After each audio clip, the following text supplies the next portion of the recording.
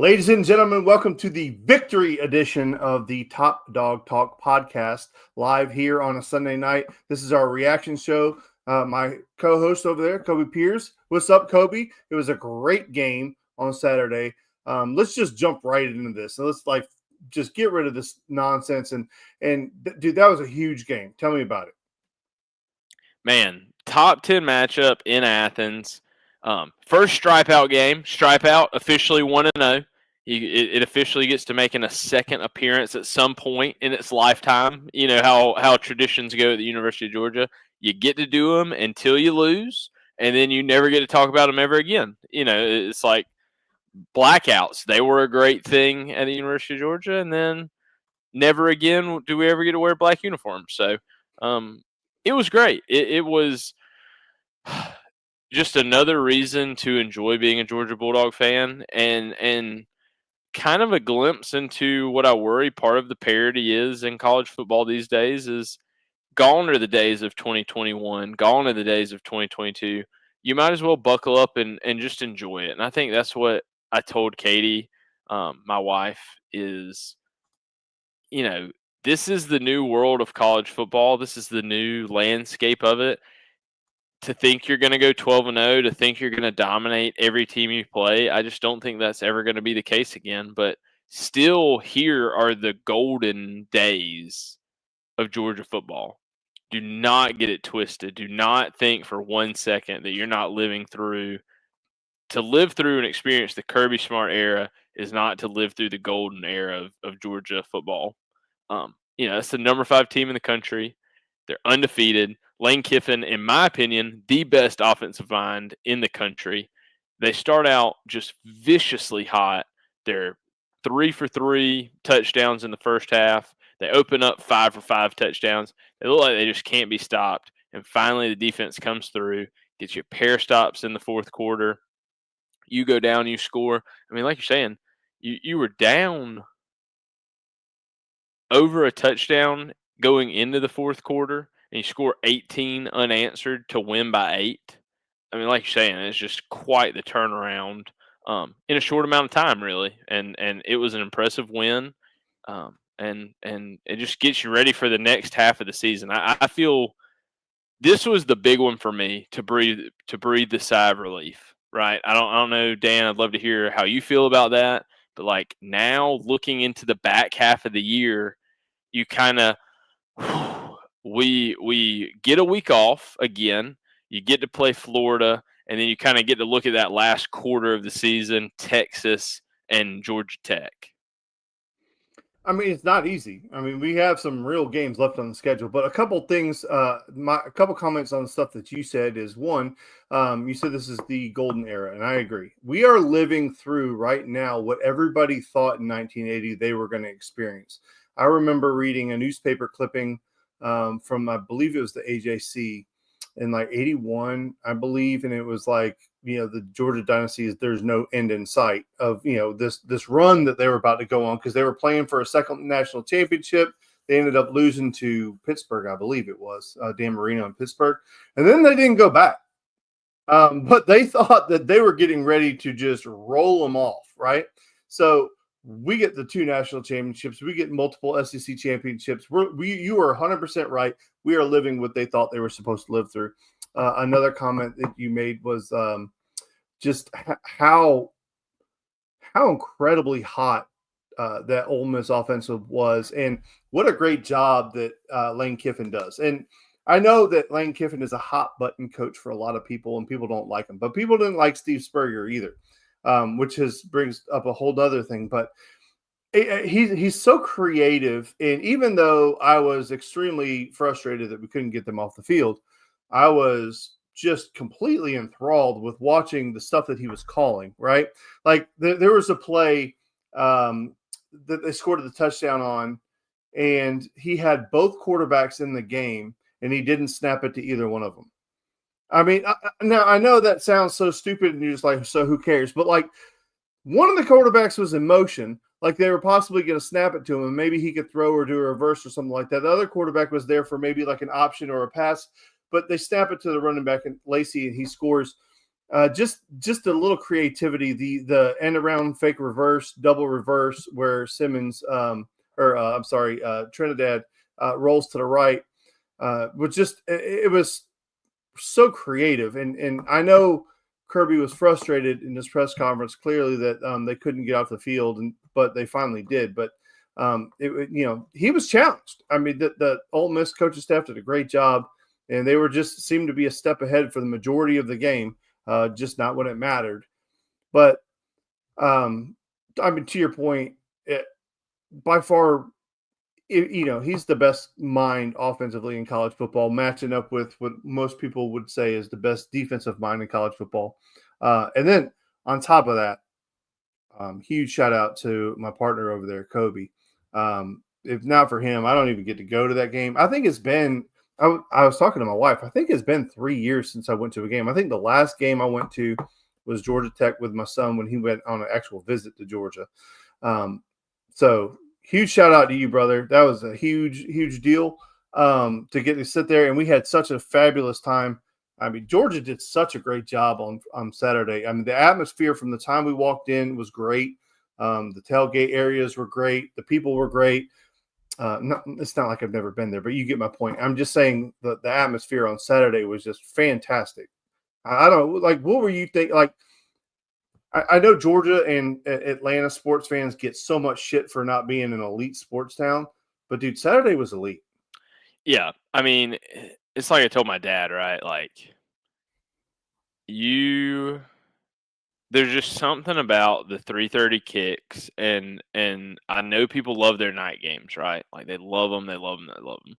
3:30 kicks will always just have a special place in my heart in Athens for the fall. There's that crisp weather. Like, me and my dad are out there. We're setting up tailgate at 8 o'clock. Like, we're in a sweatshirt because it's a little chill in there. We get everything set up. You get to watch College Game Day. You grill out. We have the mini egg going, hamburgers, hot dogs. Like, the town is just buzzing. It's alive, right? Like, people are around. They're having a good time. They're cheering. And that's the other thing that comes with having a good program, playing in good, meaningful games, and winning good, meaningful games. Like, the town buzzes more. Like, nobody's like, oh crap, Ole Miss is in town. We don't have a chance. Why would we even get out to the tailgate early? Like, we're gonna lose. That feeling, that belief in, hey, this is a big game and we got a chance to win. Like, we got a chance to prove to a lot of people that we are still a really good football team. It's amazing. Athens still. I've never been to Madison, Wisconsin. That's the other place that people swear is like the premier college sports town. But, like, man, Athens on Saturday, College Game Days in town. It's just electric, and I enjoyed every second of it. The walk to the stadium's just undefeated. That was one big thing that is amazing, I think, for Athens, especially when I had my in-laws in town, Big Penn Staters. The stadium's on campus or near campus, but not in the same way. Like, it's so unique, the fact that you can, like, be on the bridge and see into the stadium. You can walk down to the hedges and be, like, right on the field. Like, you can't do any of that in Beaver Stadium. Like, you can't walk right down to the field. You can't see in the stadium. You can't do that. It just gives it so much more of that vibe of a game day where you can, like, see everybody buzzing and filling in the stadium and doing all those things. So I had a blast. I mean, it'll go down. This Saturday is probably one of my top 10 home games I've ever been to in my life. And I was looking, got a new app I was telling you about on my phone. This marked, I think, since 2016, game number 80 for me for a Georgia football game. Good Lord. So that's pretty crazy. You go to a couple, huh? 10 over 10 years, averaging roughly 8 a year. So been to a couple. That's awesome. Yeah, I mean, like I said, we had a great time. My son, his buddy, and then one of our buddies' kids all got to go, and it was just such a great atmosphere. And then, on top of that, like you said, you get the win. In the manner in which they've done it, it's one of those things where it's continued the entire year, and we keep saying that eventually it's going to bite you. But I would say, and I would argue, and as Harrison's getting ready to join us, and he'll pop on in just a second, but I know he can hear us. So this is our first point, Harrison. So we just gave general reaction to the game itself, and then the atmosphere, which we were both saying was absolutely fantastic. Y'all know that better than I do. Yeah, so this is our first actual talking point of the entire game. And we talked about how in previous shows that Georgia's going to have to get out to a faster start. They can't continue to catch up. I will say the caveat is, although we didn't defensively show up in the first half, we did show up offensively. And I think that's the biggest difference between every game we've played up until now. Game that matters, okay? So, like, throw the Marshall and Austin Peay and all those out, okay?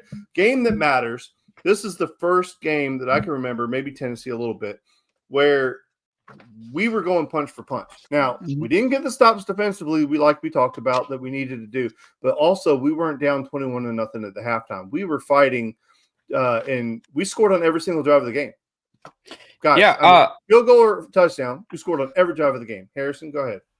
Sorry, I'm going to summon the inner Josh Pate here. He always likes to read these stats, and usually he has like calls it the Sarah McLachlan special, and it's like for when a team does really bad, he reads their drive chart. I'm going to read the Georgia drive chart. Field goal, touchdown, touchdown, field goal, touchdown, touchdown, touchdown, field goal.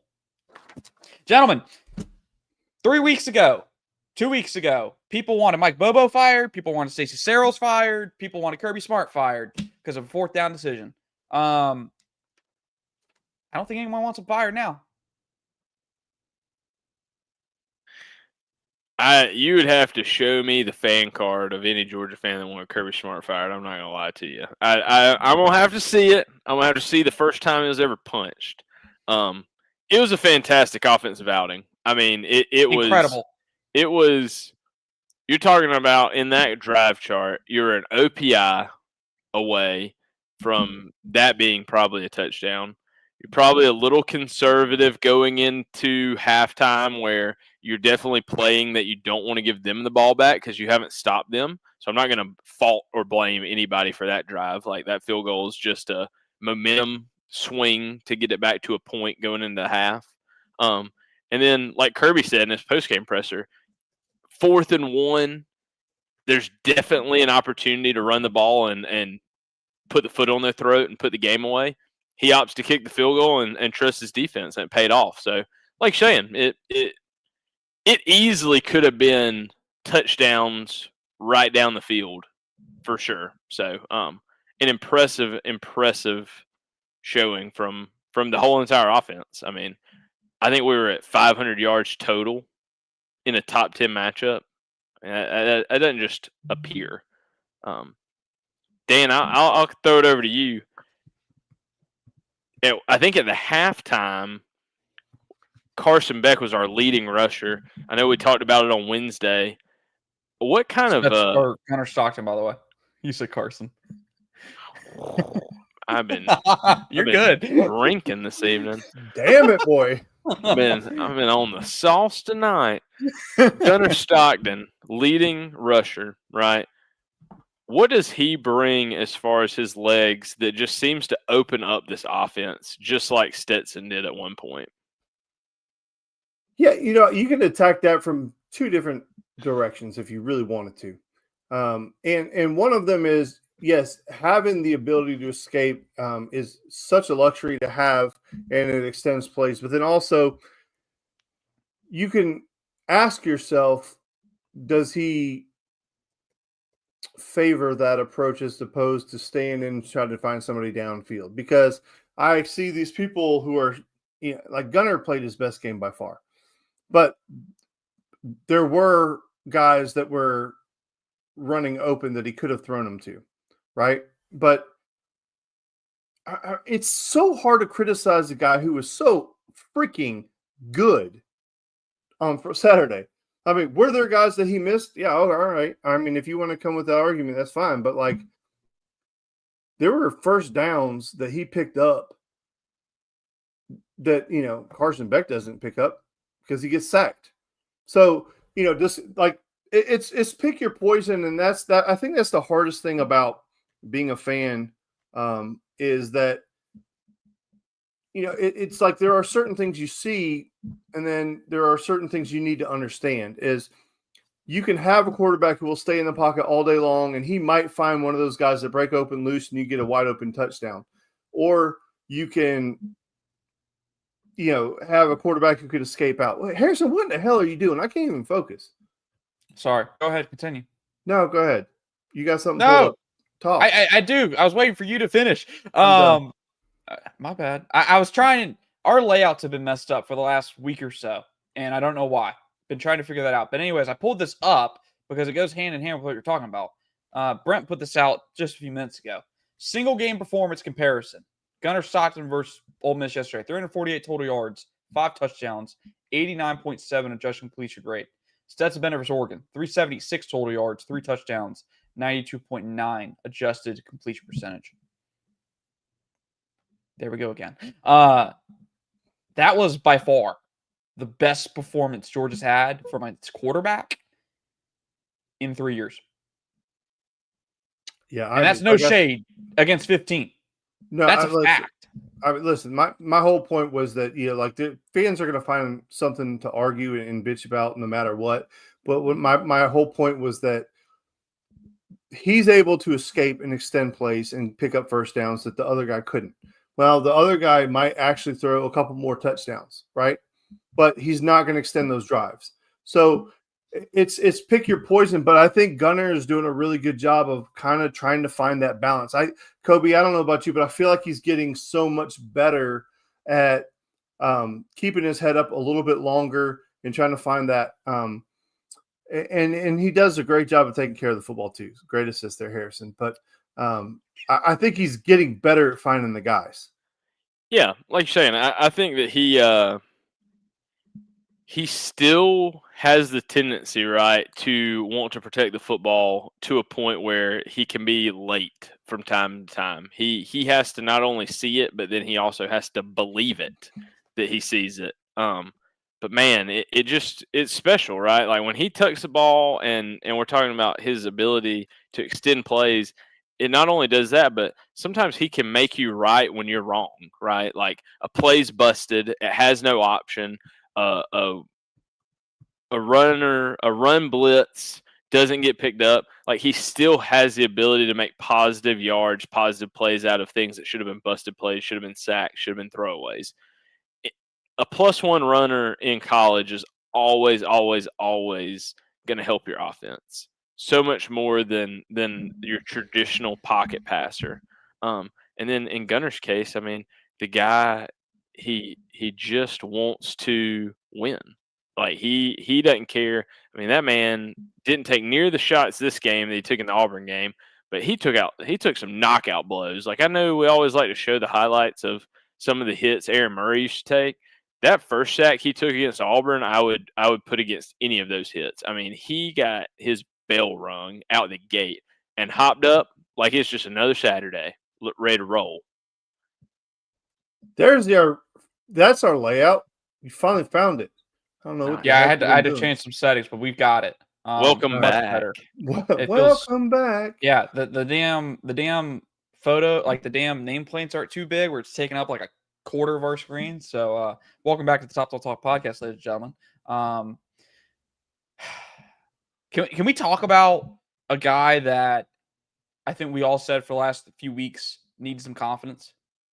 Nate Frazier, leading rusher, 17 carries. I know he didn't get over this the 100-yard mark, but that's also because he had 2 guys behind him that touched the ball 10 times or 20 times combined.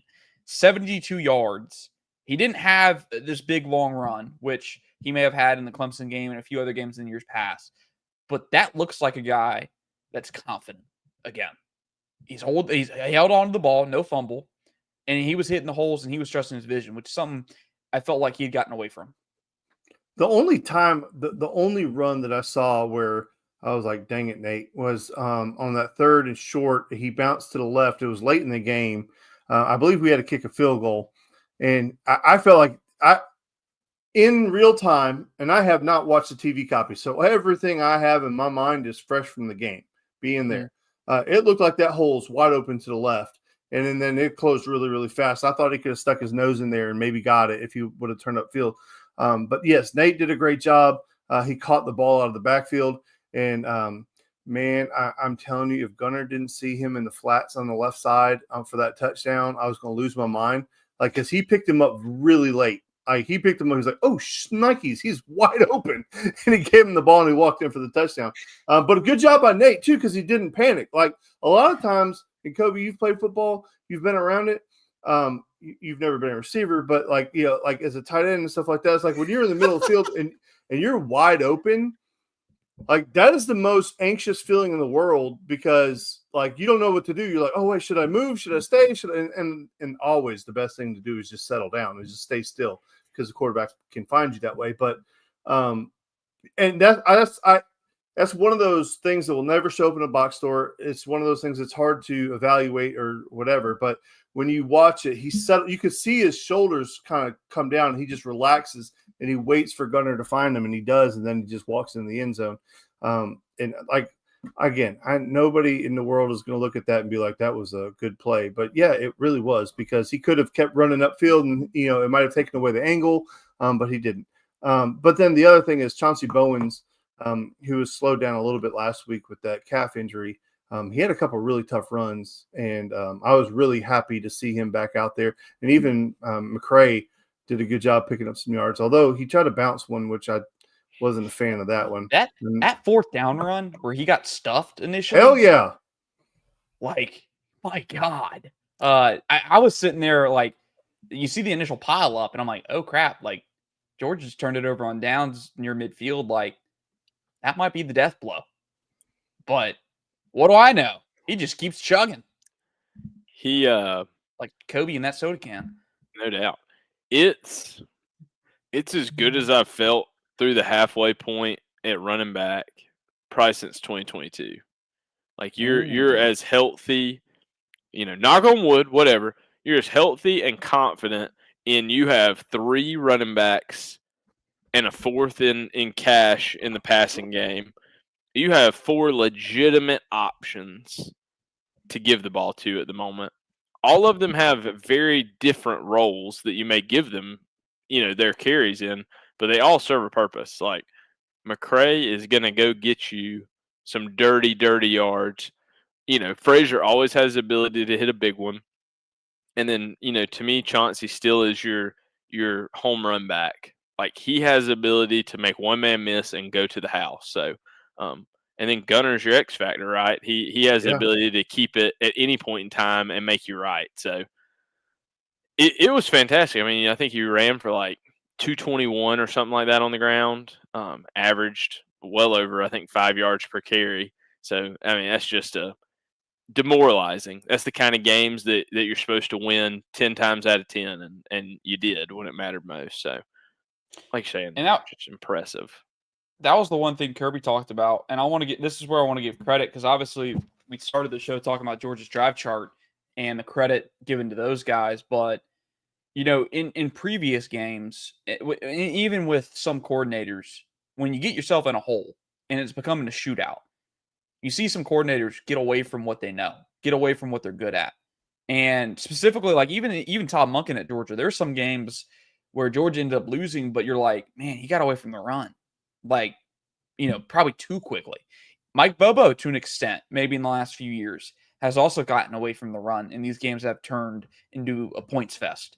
But on Saturday, the commitment to the run was the difference between the two sides. Ole Miss had no run game. Their best run game was Trinidad Chambliss. Georgia, even when trailing by 9 points in the second half, continued to pound the rock, and that offense continued to be balanced. No matter what the score was, no matter what the situation was. And I thought this was an excellent point in the postgame by Kirby, by Coach Smart. He was talking about, hey, they're going up and down in the field, and they're scoring quickly, but we're eating clock. And, Lane's over there on the sideline, happy that they're scoring, but he's sitting there like, man, we need the damn ball back. Like, they're chewing clock, dominating possession, time of possession. That was like the thing I want to give props to Bobo about. Like, he did not go away from. Go ahead, Dan. I was just going to say, the one thing to me that was kind of an enigma, or just odd, and maybe you guys see it a different way, but Georgia did hold on to the football. I don't know what the total time of possession was, and I'm sure Harris can find it.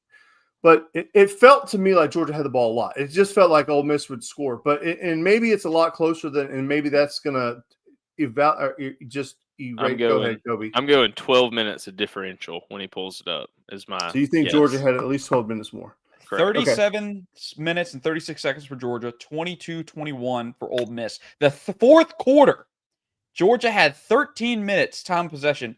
Ole Miss had the ball for just under 2 minutes, 1 minute and All right. 53 seconds. So this is my observation then. The one thing that didn't happen that I assumed would happen is Georgia didn't wear their defense down. Like they were still moving pretty quickly. They were making plays. They weren't getting gashed. I mean, that ball over the top to Dylan Bell that basically sealed the game. That wasn't a broken play or that was just a hell of a throw and a hell of a catch. Should have been a flag, by the way. I don't know where the hell the flag was at. In Auburn. We need to get that Big 12 official or the Pac-12 official. Whatever. I mean, man was throwing every DPI I've ever seen in my life thrown, and on that play, he was like, yeah, he's tackling him. No, we're all right. But not really feeling it. Yeah, that was just the biggest head scratcher to me is that I thought that we would just absolutely wear them down and just punish them. And one of the biggest points also that Kirby made in his press conference afterwards were the fact that he was able, because we've gotten some guys healthy on the offensive line now, he was able to really rotate those guys through on drives. And the continuity of that, meaning that I didn't notice.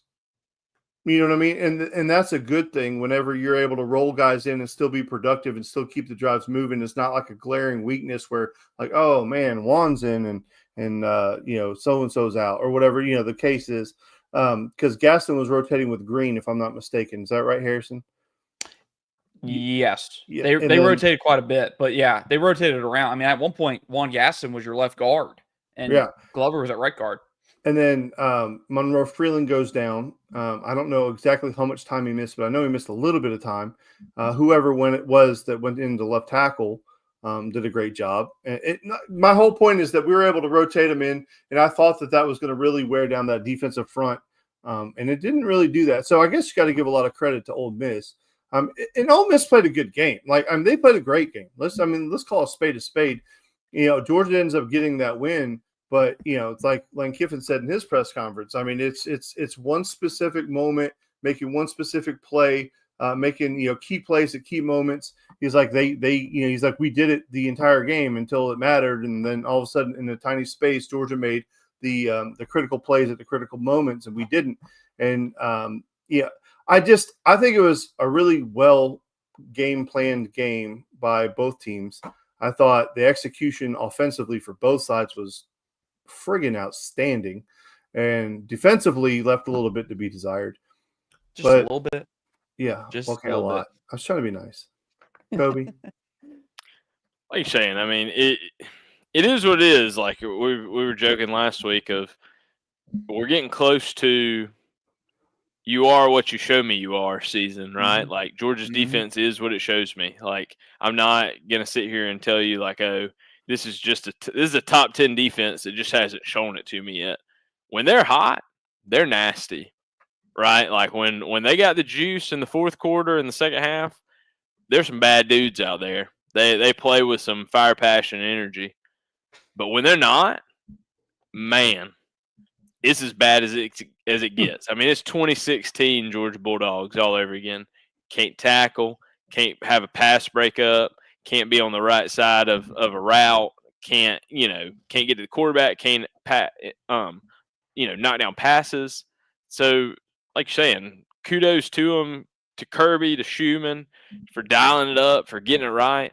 I was just happy to see, like you're saying, defensive linemen getting hands and throwing lanes. Man, Coach Scott preaches it. Get your hands up. If you can't get there, if you got 8 hands in there. That's 8 places quarterback can't throw the ball all of a sudden. And that's what mattered in the end. I mean, I think we had 2 pass breakups on the final drive of that game, and including the one to seal it. So it makes an impact without necessarily having a sack. So, like you're saying, I thought Ellis Robinson had a good game. I thought he had some tough calls, man. The second DPI in the end zone was rough. I don't know how you saw it, Harrison. I don't know how you saw it, Dan. I don't know how it looked on TV copy, but for a halfback toss pass, it looked pretty clean to me. I mean, it That's was the second physical. one. They had one last week in the end zone that I thought was a little ticky tack. Well, Like you're saying, at some point, like, was it maybe a little physical? But like at that point, he doesn't know what that receiver's doing. Is he blocking him? Is he not? Is he running by him? Like, what's going on? all right. You know, there's a lot Thank going you. on. Because to me, it looked like the receiver initiated the contact, like he was coming at him to block. You know what I mean? So like, like I said, that's real time watching it on the monitor or whatever. Not the monitor. Damn sure wasn't a monitor. The big screen up there. It kind of looked like he kind of ran into Ellis, and Ellis was like, "Oh, got to take on this block," and then he's like, "No, haha, just kidding. We're gonna throw it to him." And he's like, "What?" Now the first one was bad. All right, I mean, like, but then again, it's like if you don't, the guy's probably going to score a touchdown. So I'll take the pass interference. All pass interferences are not created equal. Like sometimes you're like, all right, I mean, it was awesome that was it awesome that it was on third down that you did that? No, but will I take 15 yards as opposed to a touchdown? Absolutely, every single time. Now the second one, like the first one, nobody had a reaction, and the second one, they pulled him off the field, and Kirby kind of didn't want to talk to him for a second. So I don't know if that was one of those where in real time Kirby was like, "God dang it, that's the second one," and then somebody was like, "Oh yeah, well, it kind of really was a ticky tack one," and he's like, "Okay, well, I'm not pissed at you anymore. Go back out there and play football."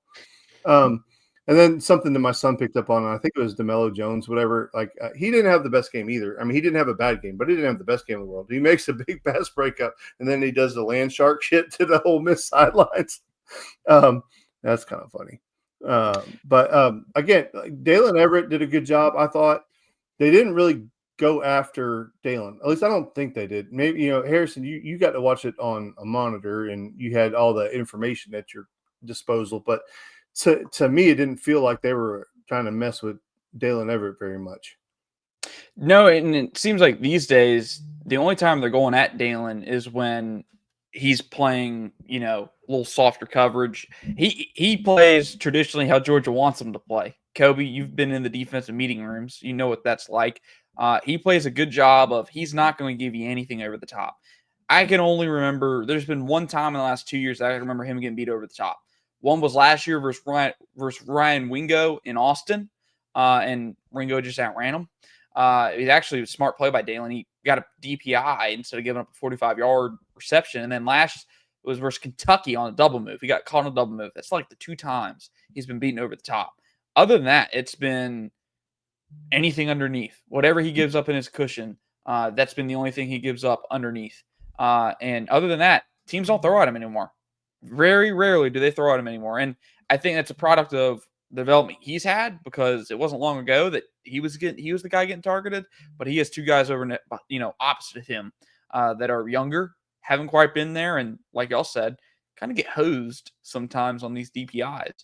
What y'all make of, I don't know how much y'all saw of the post-game presser. What y'all make of Kirby talking about in his post-game talking about how early in the game, they were playing man-to-man. They got the DPIs. Then late in the game, they shut it out with man-to-man. And he said, "I'm going to die by my sword." Well, yeah, and he talked about how Ole Miss was running zone coverages, and they were giving up a lot of underneath stuff, and they were able to – and then he said early in the football game, they were in zone coverage. Georgia was. He said we were in zone coverage. Throws. Yeah, he said they were just eating it up. And he's like, we had to go to man. And he's like, He's like, but that was the only way – we had a chance at stopping them. He said, otherwise they were just going to eat us up. So I'm down. Listen, he says time and time again that he doesn't make adjustments during the game, but that's a hell of an adjustment. I mean, you came out with a zone approach. You realized that they were going to eat you alive, and then you switched to man. While technically maybe that's not an adjustment, it's a friggin' adjustment. I mean, it's something that you saw, a trend that you noticed, just a change that you made. And like you said, you're gonna lose some reps, you're gonna win some reps, but it was a decision they had to make. It's something that they saw and they had to do. Kobe, listen, every single game that gets played, every game that gets played, your A plan isn't going to work 90% of the time. Like you're going to have to deviate a little bit. You know what I mean? Like you're not going to have a game plan, write it down, execute it flawlessly, and have to make no adjustments. Like that's almost impossible because the other team is going to be doing stuff unless you're just playing a god awful team. But those don't really exist today in SEC football. So, what I mean, listen, you go ahead and roll with it, dog. Yeah, we'll be quick on it, like you're saying. Without pass rush, you can't play zone. Period. If you can't impact the quarterback, if you can't get him off his mark, a Division I SEC level quarterback will eat you alive playing zone if he has 3, 4, 5 seconds sit back there, read, and deliver a accurate ball. Period. And so, especially in a Lane Kiffin, Alabama type offense that has high intellectual quarterbacks that have the ability to make every throw, if they can sit back there and you're not getting home with 4 or 5, they're going to pick you apart. Death by 1,000 cuts, old school, right? And now, man, you may get beat every once in a while. You may give up the slant where the corner falls down and there's no safety help and you lose a foot race 75 yards to the end zone. Sometimes you do, but you also have the ability to have that PBU and be a little bit more blanketed on receivers from time to time, impact throwing lanes, impact, the receiver's ability to catch the ball. So it's a risk. It's a calculated risk, just like anything in football. You have to have the players that can play it. When you have corners that you can trust to play man coverage and they can play it well, you're hard to beat. So kind of going into kind of, wrapping some things up. One other thing kind of just want to touch on is Harrison, maybe you can tell me exactly when this happened, because I think Dan and I were in the same boat of it was Colby on the Young flea flicker. Okay, so he got hurt out the He got jump hurt. on the flea flicker. It's crazy. So he made that catch. Guy lands on his leg. He gets up and does the first down celebration.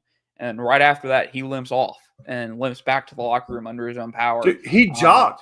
He looked fine. I thought it was an upper body injury. He looked fine. Like everybody that was sitting next to me was like, "Oh shit, there he goes to the locker room." And then I was like, "Oh, he'll be back. He looks fine." Yeah. Tibia or fibia. It's a small fracture. bone, but yeah. Katie told me. Fracture. Katie told me that she thinks, based on the way he walked and ran, did some things like that, it's going to be on the non-weight. One of the two of them is non-weight bearing bone.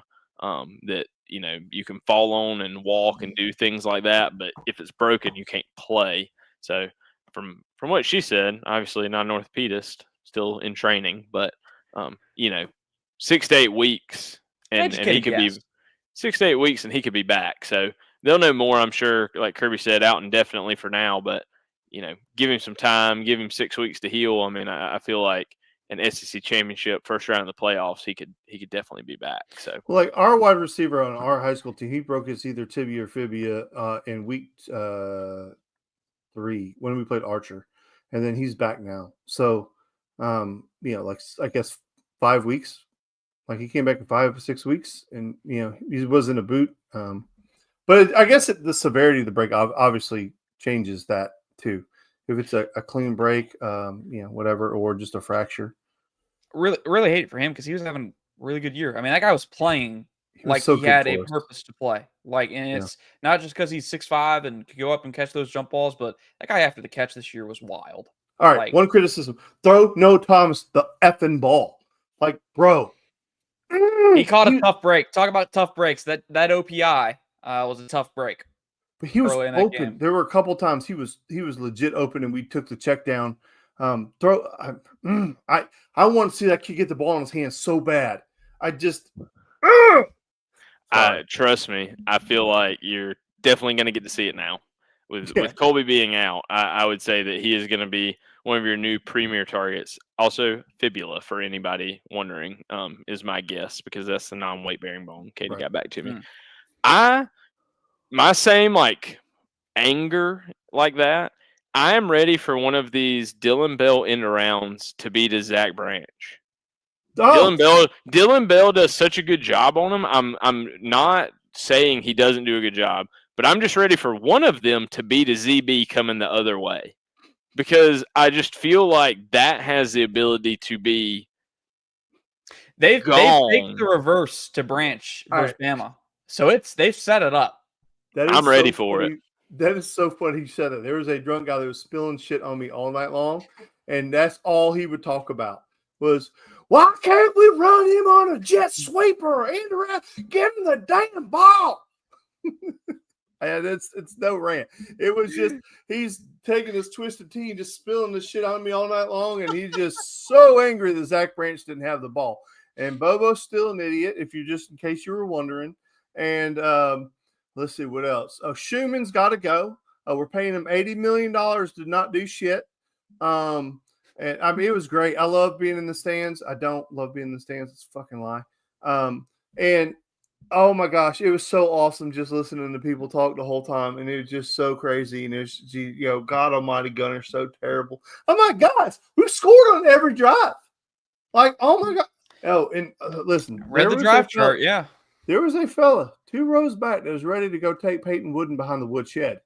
He was ready to kill him. He was so angry. I mean, it could have been in the bourbon talking. I could smell it 2 rows up. I'm not gonna lie.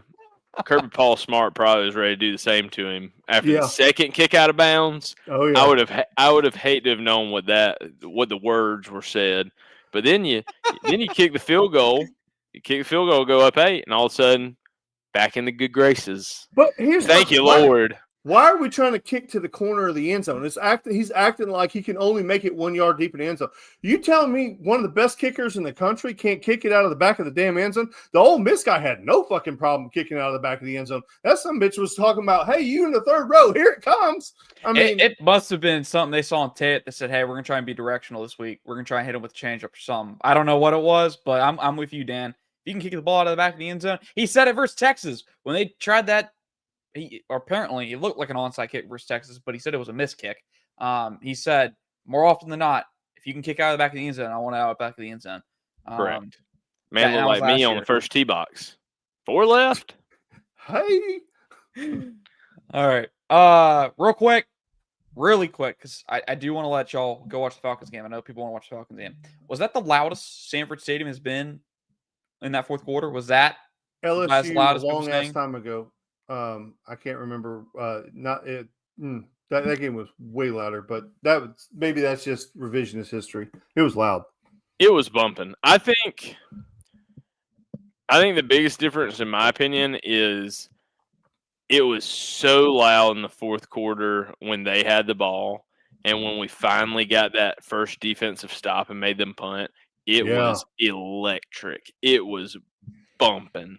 And I think it was like everybody in the stadium breathed a sigh of relief at the same time of like, oh my God, we can do it. We can stop them from scoring a touchdown. Like, and at that point, it looked like it didn't matter, right? To me, even at that point, before that first punt, it's like you're going to lose this football game because you had to kick a field goal. An offensive pass interference and kicking a field goal is going to cost you this shootout.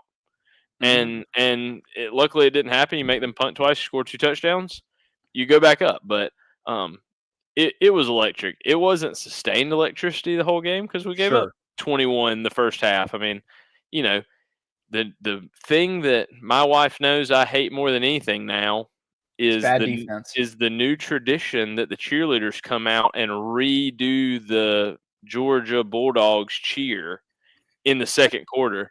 With the guy on the microphone? With the guy on the microphone. They did it 3 times. Hate it, Dan. They did it 3 times. Dan, hate every bit of it. Where did that come from? It is the worst new thing they have ever done, ever. At least I'll give them credit this time. At least I'll give them credit this time. They did it. Second worst thing is given the student section who's supposed to be wearing white T-shirts. Hey, listen. Whatever. I hate the man that goes out there on the microphone and we redo it. It just feels cheesy, and I don't know. My last thing, and I'm out, is the stripe thing was cool. The red side, y'all did your thing.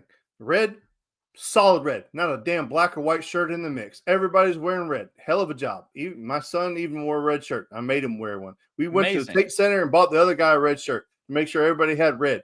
White, about 90% of you, great job. Black, y'all didn't show up for shit. There's so many red and white shirts mixed in with those blacks. I mean, it looked like I got pictures of it. Okay, so I got receipts. Red, money. White, really, really good. Black, y'all lit that shit down. That could have been elite. If I had Dan's to go still back, locked in. Dan's still wearing red. Shout out My section. Shout out row 60 for row 60, right? Was who had the idea. I think for Dan's point, we could do the helmet stripe and get away with it. We could go white down the middle and red on both sides like the helmet looks. I think you could get people behind that, right? So red on both sides and then white down the middle. Because I agree, the white looked really good. It's the generation that are like 20 years older than Dan that just absolutely despise wearing black. Well, I mean, they have the dial-up internet, so they probably didn't even see the message was the problem. There is an absolute clean line from the red to white section where it is a stripe, just a straight line, solid red, solid white. Get over here. Oh, that was so frustrating. My one recommendation would be maybe try and execute it better at a game that doesn't have much juice. Let's not save it for the game where people are already going to be getting up. In my opinion. Supposed to. Oh shit! You can't see it. Dang it! Never mind. That's not going to work. Damn it, boy. That's supposed to be black. It is solid red. I'm all about juicing it up however you want to do it. I love the idea. I enjoyed, for a first try, I enjoyed the execution. People ain't going to want it back, though, with the way that defense played for 3 quarters. I don't want to hear it, man. That defense could have been in maroon and would have been giving up touchdown after touchdown. We'll see if it comes back, Kobe. We'll see if it comes back. Listen, favorite thing I've seen on Twitter was, to hell with this. Put them in black jerseys. They can't be playing any worse. Dan would agree with that statement. Dude, the freaking internet inside that stadium is horse crap. Oh, welcome to the club, buddy. Welcome to the club. All right. Falcons time. Let's go. Go. The Bears. 7:30.